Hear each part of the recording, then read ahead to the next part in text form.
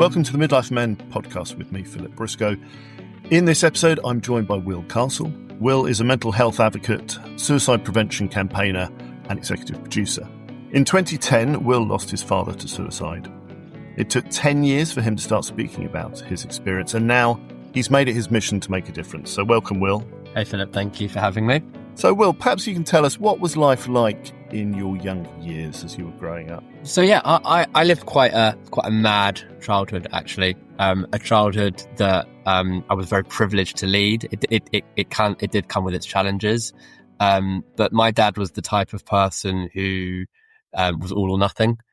He made fortunes and lost fortunes several times over. So there were times where I was living a life of absolute luxury, private boats, private planes, private school, a life that people would dream of. But there was always this underlying fear that, as amazing as my life was from all these sort of superficial things, that, my parents weren't together. I have no memory of my parents ever being together. They split from a very, very early age. And I was sort of between houses the whole time, dealing with conflict between them. So it was a muddled childhood. I had a half sister who I didn't really meet until I was 7. And yeah, it's sort of the stuff that's sort of almost in film and TV show, I suppose. It was quite bizarre looking back on it. And it's sort of, for a young boy, it was quite confusing, to be perfectly honest. I didn't know whether I was coming or going. And it's only now I look back and I realize that, my parents tried their best to sort of keep me within this sheltered childhood. And yeah, it was lovely. It really was. But my dad was a very strict, very strict and to some extent quite aggressive parent, but he was also the fun one. So my mum did all the parenting and, you've got to go to school, do your homework. Whereas my dad was sort of like, let me drink beer when I was 13 and that sort of thing. So that sort of sets up how sort of bizarre and unusual my childhood was, I guess. Before, we come to November 2010, what was your life like? So I was living with my mum, and I almost lived two very distinctive lives. So my mum lived a very normal, in inverted commas, normal life. Went to school. But then I had this sort of bizarre, unique upbringing that happened on the weekends when I went to visit Dad. So my dad played professional polo. So I would be going to Guards Polo Club, meeting the Queen when Dad was receiving prizes from the Queen. So if you see on my website, you'll see all the photos of him meeting the Queen and getting all sorts of accolades for that. Going on a trip in his private plane or going to buy a brand new car with him. And it was so bizarre that I would do all of that on the weekend, Sunday night, go back home to my mum, and then just live this normal, life like everyone else. And I didn't really realize how crazy it was at the time. And then, as I got older, I understood it a bit more. And then I went off to university. And when I went to university, I realized that, post 2007, that my dad was going through a lot of financial trouble. Things weren't as straightforward as they were prior to 2007, after the great financial crisis. And it was little things that sort of started being a bit weird. Like, I would never have to ever remind my dad to pay any bill or anything like that. But then I'd be getting letters from the university saying my fees weren't paid, or I'd be getting a knock on the door from the landlord saying my rent wasn't paid. And that did start kind of ringing alarm bells in my head that perhaps things weren't as great as I thought that they were. Did you ever talk to your dad about this? Did you ever? No. So the message, my dad was your stereotypical, what we describe, nowadays as macho man to some extent he had a lot of toxic masculinity in his personality. He would never ask for help. He would never show any signs of weakness. He would never show any signs of vulnerability. And he would keep all of this bottled up inside. To anyone looking in from the outside, he was this confident, wealthy, successful, man's man who nothing would disturb him or trouble him. And he could take on all the responsibility for his family, and his friends and whatever is needed. So there was no sign of weakness whatsoever, ever. And that, I believe, ultimately led to his, tragic downfall. Because back then, in 2007, 2008, men didn't talk about their feelings, and still don't to some extent. But he very much kept everything he was going through under wraps, and I didn't discover anything realistically until after he passed. So tell us about what happened in 2010 then. I know you've written a lot about this, but perhaps you can tell us about what happened on that day. So I went to work like I did every normal day. I published my story, which is the written events of this day, but I'm gonna walk you through it a little bit now. And essentially, looking back, how strange it was is because it started like every other normal day. Woke up, I had a shower, I went to work. I spoke to my dad on the phone in the morning on my way to work, just checking in, and that was the last time I ever spoke to him. That phone call, checking in, how's your day? What have you got? What you up to? That was the last ever time I spoke to my dad. And I tried to. He called me and we spoke a lot. We spoke, 8 to 10 times a day. And he called me in the morning. I missed it. And then I tried to call him back and it went straight to voicemail. And that phone call it haunts me for the rest of my life because I didn't take that phone call. And that could have been the phone call that was, I need help. And I missed it. And that will live with me for the rest of my life. And nothing was going through my head about, I couldn't get hold of him for a few hours, but, no alarm bells were ringing or anything like that. And then I was out for dinner. I got a phone call from one of his friends telling me he'd been made bankrupt, asking me if I'd seen him that day, which I hadn't. And I went round the whole of London looking for him. And eventually my phone ran out of battery. I knew where his car was parked and the porter had the key. The porter let me into the car. I charged my phone. While I was charging my phone, I was listening to the radio and I heard that there'd been an incident, a customer incident on the tracks at Bond Street, and which was where I was at the time. And I thought to myself, no, not a chance. It's him, but let me go and sort of check it out anyway. Then I went to the station. They told me to call the British Transport Police, which I did.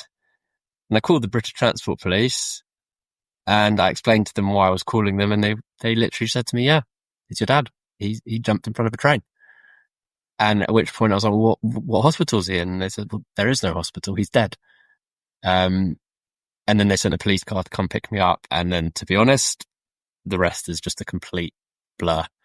And then life had to go on after that. Do you think you had any sort of kind of inkling that it was him from earlier on in the day? It's strange looking back. I must have had some inkling. Otherwise, why would I have bothered going there? But I thought that I was sort of just ticking a box just to make sure that I'd covered every avenue, just like ringing around all the hospitals, all of that type of stuff. But at no point did I genuinely believe that he tried to kill himself. It just wasn't in his. I didn't think it was in his character. So it was total shock to you. Complete shock. Complete shock, surprise, devastation. You know what? It still is a shock 15 years later. I share this with my wife every now and then. There's a part of me that believes that one day I'm going to be on holiday in the Caribbean somewhere and I'm going to see some guy on a beach and it's going to be him because he faked his death or something like that. And there is still a part of me that believes that. I couldn't bring myself to identify the body. So I actually haven't confirmed in my own mind 100% that he's dead, if that makes sense. So how did you deal with the fallout, in the time after? Because I mean, it's such a kind of violent act, I guess, and such a shock. Do you think you were in shock yourself for a period of time? You must have been. I went into survival mode, if I'm perfectly honest, because I essentially was now the man of the family.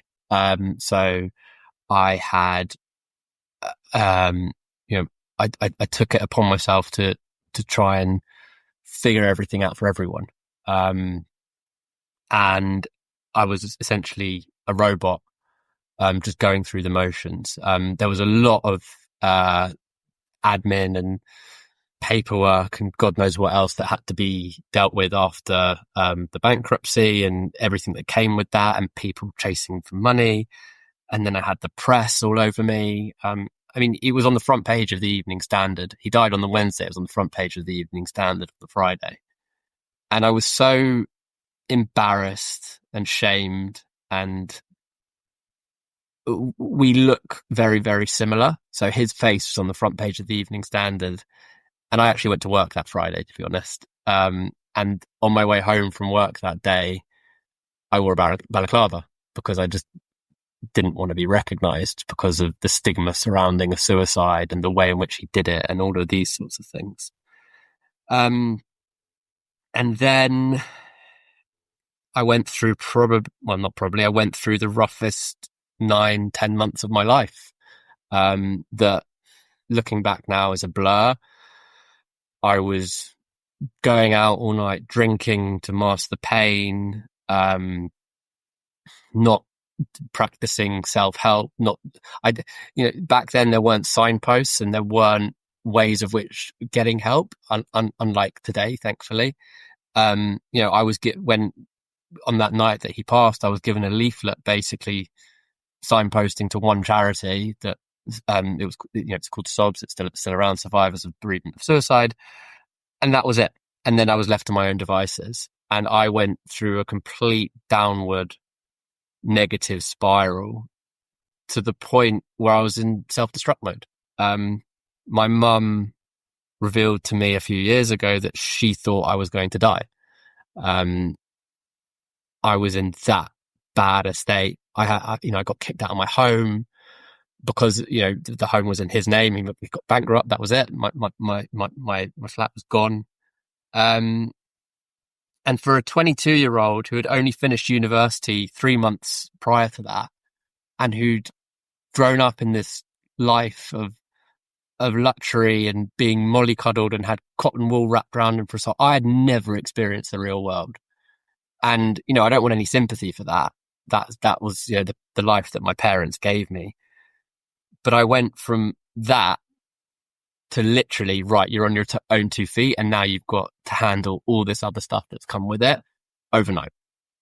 And that was just completely overwhelming for anyone, I guess. But, I got through it. Did you look for help? I know you said you got a pathetic leaflet at the time, but did you share? I mean, I guess if you were feeling that you were having to take on the responsibility, perhaps of the family, did you not feel you could share or go seeking help, or were you not even in that frame of mind at that point? I don't think I was even in that frame of mind. I was, I wanted to inherit some of that toxic masculinity from my dad. I don't need help. I don't need to talk to anyone. That's not me. And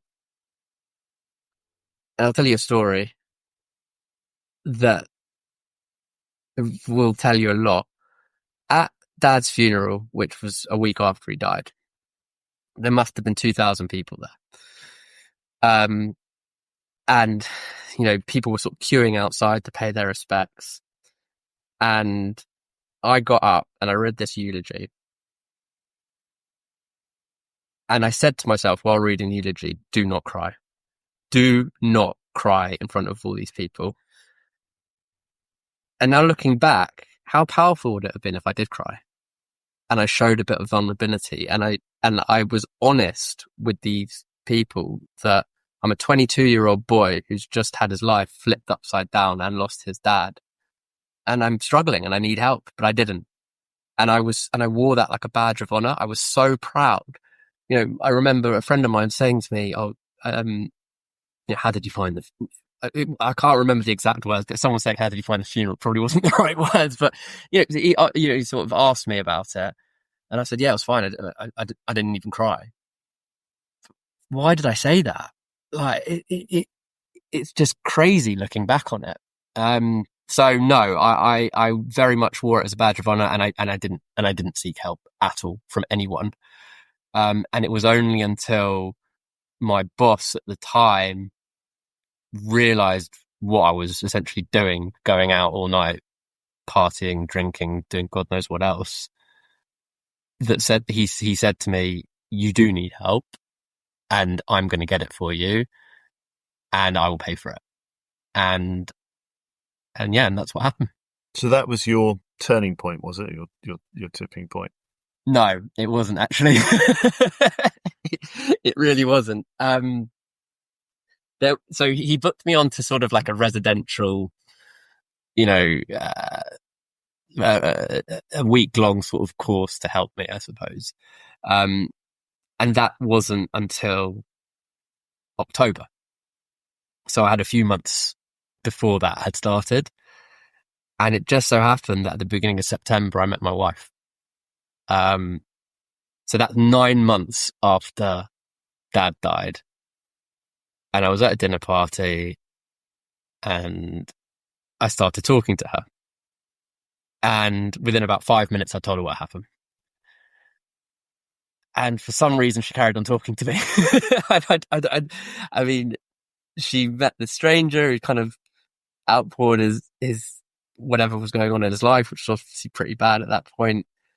And we started dating. And it got very serious very quickly. And then I had to tell her that I had to go away to this sort of center for a week. But the turning point was very much meeting my wife. She probably won't admit it, but she sort of gave me a reason to smile again. And gave me hope that there was life after this tragedy and I could make a life for myself. And so I went with it. And yeah, that was 14 years ago, and we're still together today, have 2 beautiful children, and yeah, I essentially owe her my life. So after you met your wife and you went on the intensive course, did you then start to, change your attitude? I mean, I'm not surprised that you had this, deeply ingrained attitude around, being very masculine and not crying and keeping it all together, etc. But did those 2 events, did they change your approach to how you should, lead your life from this point onwards? The 2 events, you mean meeting my wife and going away? No one's ever asked me that before. I'm almost a bit taken aback by the question. Did I think? No is the answer. No, I did not. That did not create a sort of, oh wow, I need to change everything. I naturally, because was in a relationship and, I was busy, I naturally had stopped sort of going out all night and drinking. And yeah, I did sort of rein that in pretty heavily after the course. But I don't think it was a conscious decision. I think it was more like I never went teetotal or anything like that. It was just more, well, I'm happier now, so I can sort of progress my life in a more positive way. But there was no sort of like overnight change, if that makes sense. So it's more organic, really, over the years, and then you started your own family. So then, when we talked before, you said it took you, kind of 10 years to get to the point, perhaps, where you decided to become more involved in mental health. So how did that happen? What were the triggers there? Okay, it's an interesting journey. So in the early part, whenever I spoke about what happened, so let's say, a year on, whenever I spoke about what happened, friends, or even family or work colleagues, I got greeted with silence, awkwardness, uncomfort. People just didn't want to talk about what happened because it was awkward. People found it a stigma. So I stopped talking about it. And I bottled it up inside, and I did not say a word to anyone for 10 years. And, even when I work in the property industry. My dad was in the property industry. He was quite a big character. So whenever I would sort of go to meetings and people would notice my surname, they would ask me if I was Paul's son. And obviously that was met with awkwardness as well. So when I left my job and started at a new firm and I sort of wanted a fresh start in life, I didn't tell anyone. So no one knew who I was, what had happened. And that was quite, nice in a way at the time. And then this is where the coincidences happen, and it sort of happened by mistake. We went into lockdown in COVID. I'd always really liked giving back and doing charity challenges. So, for example, before Dad died, we'd arranged to climb Kilimanjaro that Christmas on behalf of the charity Children with Cancer. And when he died, I did it anyway. I did it on my own. And it was the most incredible experience. Loved every minute of it and got a real buzz out of giving back to charity. So I hadn't done anything like that since climbing Kilimanjaro. So rewind back to November 2010. I'd always wanted to grow a kick-ass moustache for Movember without actually understanding what Movember was. And my wife had always strongly discouraged it because she didn't want me to look like a tit. And then I said to her, well, did you know Movember's a mental health charity? They support, people going through, they support suicide prevention.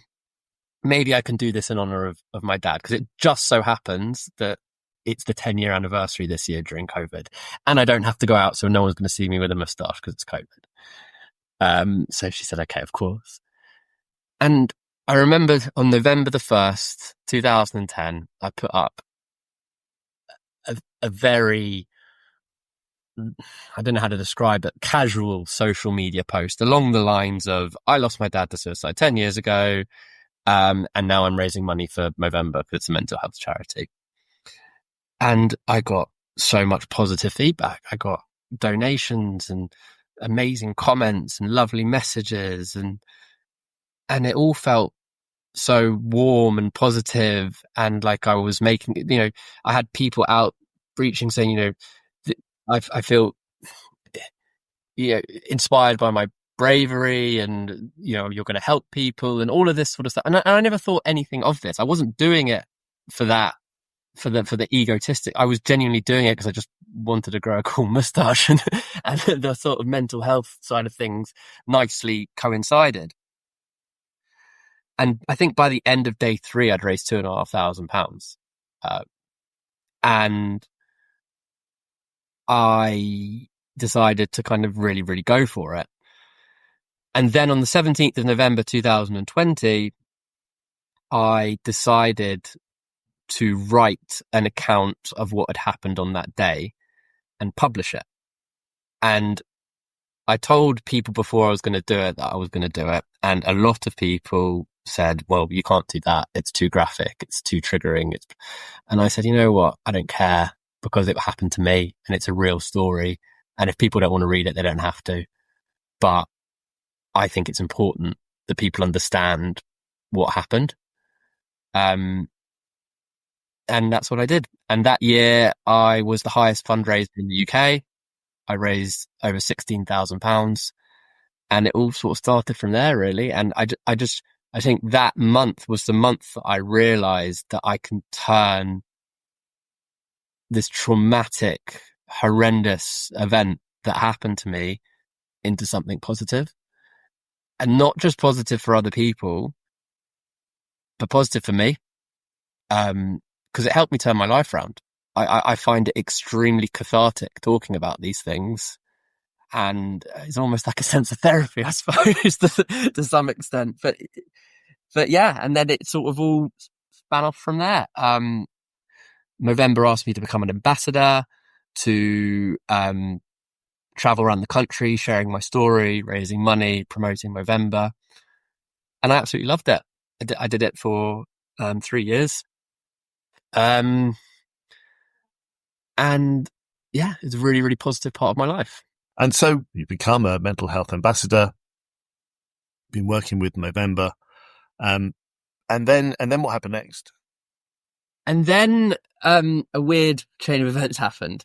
So I was booked to go on holiday, and I can't remember why, but it had to get cancelled on the same day. And my housemate, who was living with me at the time that Dad died, is a film director.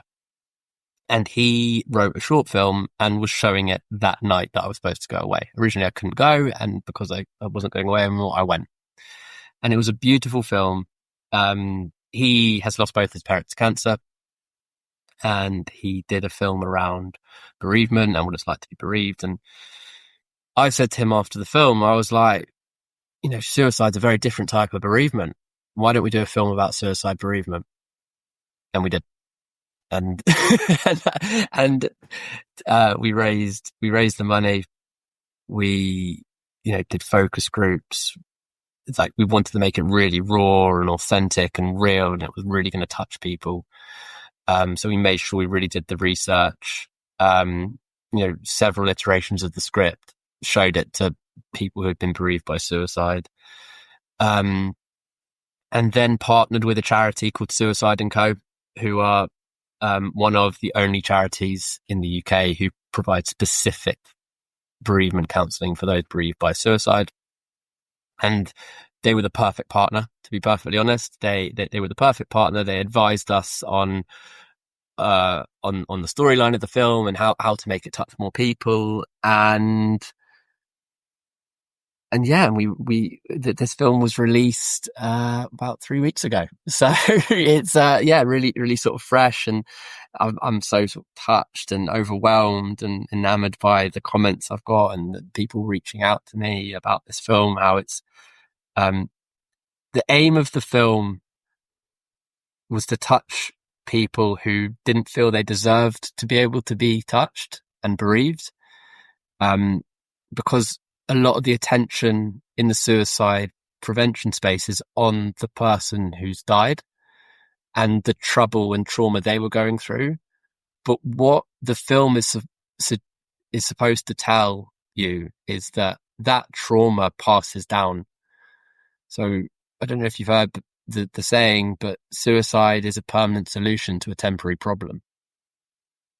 And the film is called Heirlooms, essentially because I feel that trauma is an heirloom that is passed down. And the message of the film is break that cycle. So Suicide & Co.'s research suggests that 36,000 people per year are directly bereaved by suicide per year. The way that works is currently between sort of 5,000 to 6,000 people take their own life each year in the UK. Of those 5,000 to 6,000 people, you're directly related to, on average, 5 to 6 direct relatives of that person. 36,000 people directly bereaved by suicide each year. Of those 36,000 people bereaved by suicide, 33% of them will have suicidal thoughts. So that's an extra, quick maths here, about 8,000 people, who are having suicidal thoughts, who essentially shouldn't be having those suicidal thoughts, who weren't destined to have those suicidal thoughts. Now, of those 36,000 people, around 10% will try and kill themselves. So this film that I wanted to create was to make people who had been bereaved by suicide show that unique element of that bereavement, make them feel understood, make them feel seen, and signpost them to getting help via Suicide & Co. to break that cycle of trauma. I've seen the film. There's a 3-minute version, then there's the full 8-minute version, and we'll put links in so people can watch those. But it's incredibly powerful. You talk about this concept of heirlooms. Perhaps you could just elaborate a bit more on the story between, I think it's from grandfather's son to grandson. I don't want to give too much away, because I do want people to watch it, but it essentially follows the life of a very troubled young man, and you don't really know why he's troubled. You just know something's going wrong. And yeah, you'll have to watch it and find out the rest. But it essentially, it goes through his life and different points. And when you do watch the film, all those points in his life happen to me. And those specific points happen to me. And I'm sure a version of all of those points has happened to someone bereaved by suicide. And we wanted to sort of make it as relatable as possible, so that it does sort of touch everyone in the right way. But yeah, you'll have to watch it to find out a little bit more. But that's all I'm giving away for now. Right. Well, we'll put the links in. So let me ask you a question then about, you're a father now yourself. How does that perhaps change the way, or how does that help? How does that impact the way that you view your experience, with your father? Does it change anything? It really does. And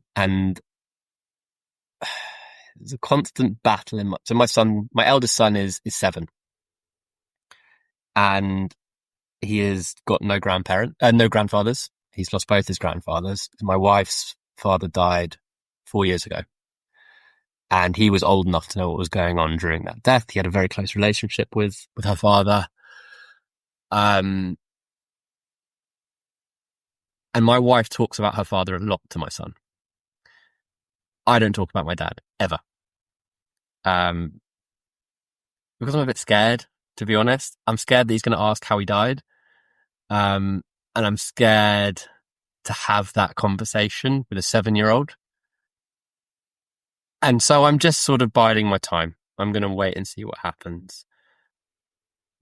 But I really hope, really, really hope that I have dealt with the trauma that happened to me. And I really hope that I have not passed that trauma. I'm doing my best not to pass that trauma down at all.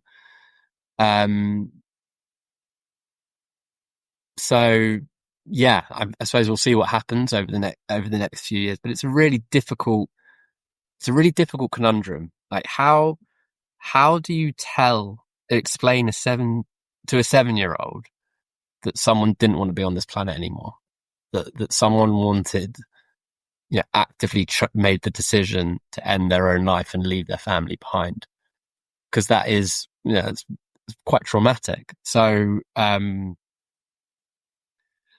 yeah, it's definitely made me think a lot about fatherhood and how to be a father and how to set an example in terms of showing your vulnerability and not holding on to this trauma, basically.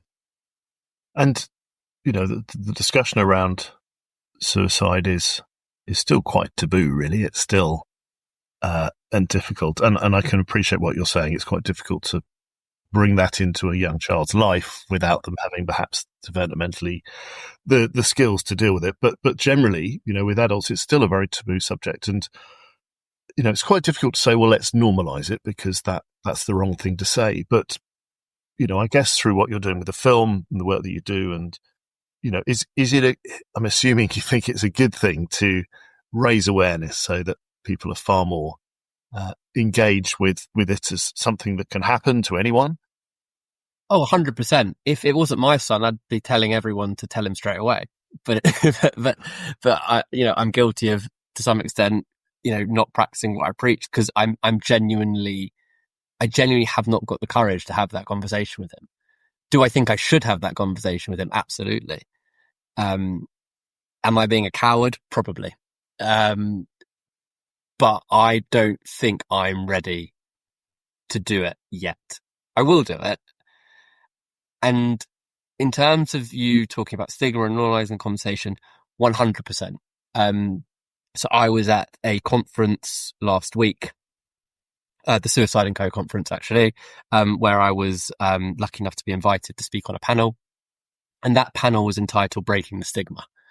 And what we discussed on that panel was, how can you use different medium to break the stigma and to essentially open up suicide prevention and bereavement awareness to a group of people who you probably haven't accessed before. Obviously, I was talking about the film and the way in which I portrayed it using film, but there was podcasters on there as well talking about how they use humor to break the ice.